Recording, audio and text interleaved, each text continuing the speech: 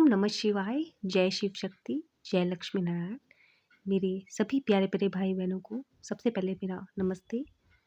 और मेरे पहले वीडियो में जो इतने लंबे समय बाद मैंने डाला, उस वीडियो में आप सबका इतना सारा प्यार देख कर के मेरा जो मन है वो इतना प्रसन्न हो गया कि मतलब इतना ज़्यादा आप लोग मतलब एक वीडियो के माध्यम से, चैनल के माध्यम से जुड़े और आप में भी उतना ही अपनापन है, उतना ही प्रेम है कि दीदी का वीडियो क्यों नहीं आया, दीदी आप ठीक हो। इतने सारे बहुत सारे कमेंट्स पढ़ के मुझे बहुत अच्छा लगा। इतना प्रेम मैंने कभी सोचा भी नहीं था कि मुझे मिलेगा।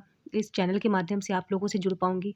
तो इस सब के लिए मैं आपको तहे दिल से, आप सब से जो है मैं तहे दिल से धन्यवाद देती हूँ और बहुत बहुत बहुत थैंक यू इतना सारा प्यार देने के लिए और मेरे साथ बने रहने के लिए। जो मैंने इतने लंबे समय तक वीडियो नहीं डाला, फिर भी आप लोग जो है मेरे चैनल में जुड़े रहे, मुझसे जुड़े रहे। मैं किस तरीके से ये जो है आभार प्रकट करूँ अपना, कि मैं कितनी प्रसन्न हूँ, कितनी खुश हूँ कि मैं बता नहीं सकती हूँ। इतना अच्छा रिस्पॉन्स आया पहले वीडियो में।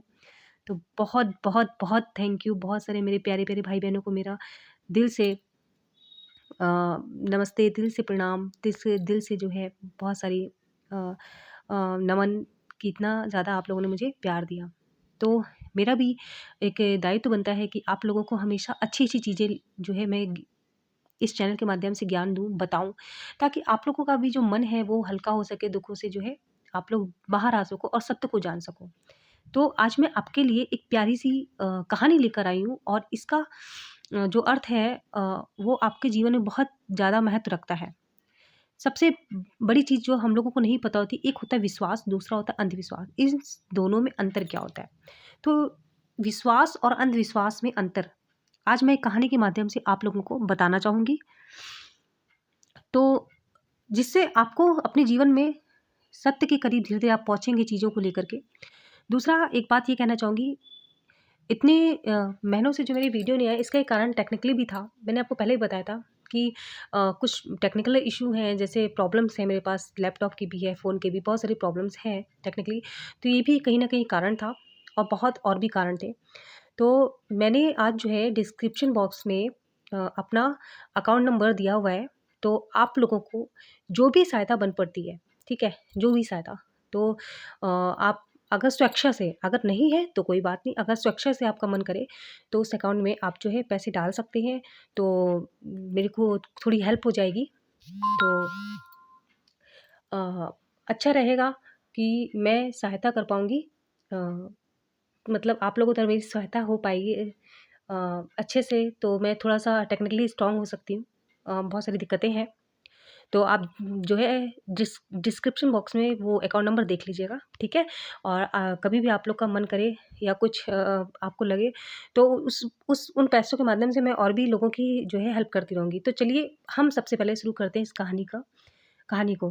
देखिए ये कहानी है एक नाई की और एक दर्शन शास्त्री, जो नाई की दुकान पर जो है अपनी दाढ़ी कटवाने जाता है, ठीक है?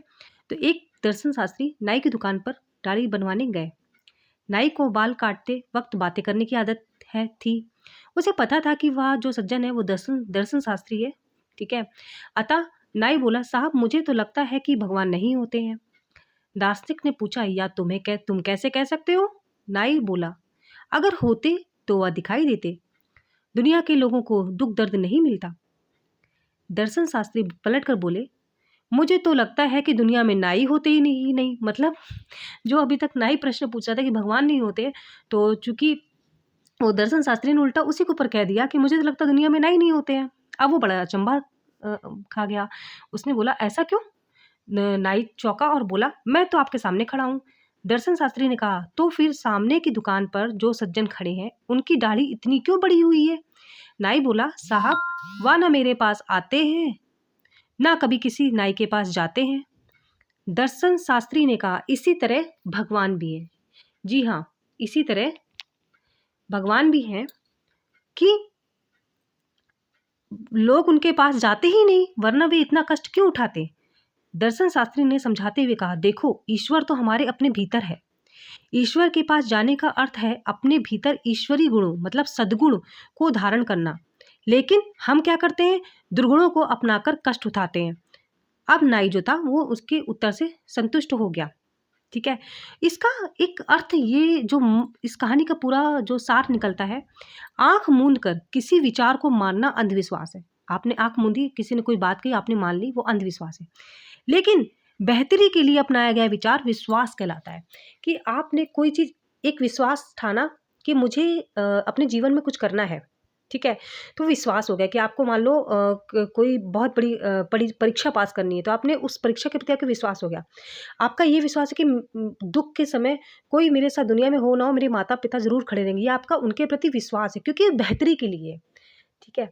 आपने विश्वास किया कि कुछ लोग जीवन में होते हैं जो कहते हैं कि जैसे हम लोग अपने माता-पिता के पास कितना रहते हैं, कितना समय दे पाते हैं, नहीं दे पाते हैं। लेकिन हमें ये विश्वास है कि हमें ज़रा भी चोट लगती है, ज़रा भी दुःख होता है, तो कोई खड़ा हो ना हो, लेकिन हमारे माता-पिता हमारे साथ सदैव खड़े रहते हैं। इसी तरीके से हमारे कुछ दोस्त होते हैं, हमारे कुछ लोग होते हैं, तो जिन पे हमको विश्वास होता है, गुरु होते हैं, हमारे गुरु होते हैं कि जैसे, या हमारे हमें भगवान पे विश्वास है कि कभी-कभी माता-पिता भी साथ नहीं देते हमारे निर्णय में। लेकिन मुझे इतना पता है, ये आप लोगों को इतना पता है कि कोई साथ दे ना दे, लेकिन परमात्मा हमारे साथ सदैव साथ है, वो आपकी बेहतरी के लिए है, ठीक है? तो कोई विचार अगर आपकी बेहतरी के लिए है, तो वो आपका विश्वास होता है। तो इस कहानी का सार आपको समझ आया होगा कि विश्वास क्या है और अंधविश्वास क्या है। तो सद्गुण को अपने जीवन में अपनाएँ, जो अच्छे गुण हैं। सबसे पहले दूसरों में कमियाँ देखने से पहले अपने अंदर की कमियों को आप दूर करें। आप में क्या कमियाँ हैं? क्रोध करना, गुस्सा करना, शक करना, या इस तरह की जो भी कमियाँ हैं, वो आप दूर करें। हाँ, मतलब कहने का, कोई चीज़ की अधिकता ना हो। अगर कोई कुछ गलत कर रहा है, तो उसके लिए तुरंत एक्शन लें। कोई आपके साथ गलत कर रहा है और आपको लगता है नहीं, इसने मेरे साथ गलत किया है, और आपके पास उसके पास प्रूफ़ भी है, तो आप फिर वहाँ पे जो है अपने स्वयं के लिए लड़ें, खड़े हों, ठीक है? तो इसका अर्थ ये समझें कि आपको स्वयं के लिए खड़ा होना है। आपको स्वयं गलत कोई कार्य नहीं करने, लेकिन सामने वाला आपके लिए गलत करता है, तो आपको उसके लिए लड़ना भी है, ठीक है? तो ये कहानी आपको कैसी लगी बताइएगा, अपने विचार कमेंट बॉक्स में रखिएगा। और जो है बाकी इसी तरीके से इस वीडियो में भी ढेर सारा प्यार दीजिएगा। बाकी इस तरह की कहानियाँ जो है आपको कैसी लगती हैं, वो बताइएगा, तो आगे मैं और लेकर के आऊँगी, ताकि कहानियों के माध्यम से मैं आपको सत्य की ओर ले जा सकूँ जीवन के, ठीक है? तो चलिए, अब हम मिलते हैं अगले वीडियो में। तब तक के लिए ओम नमः शिवाय, जय शिव शक्ति, जय लक्ष्मी नारायण।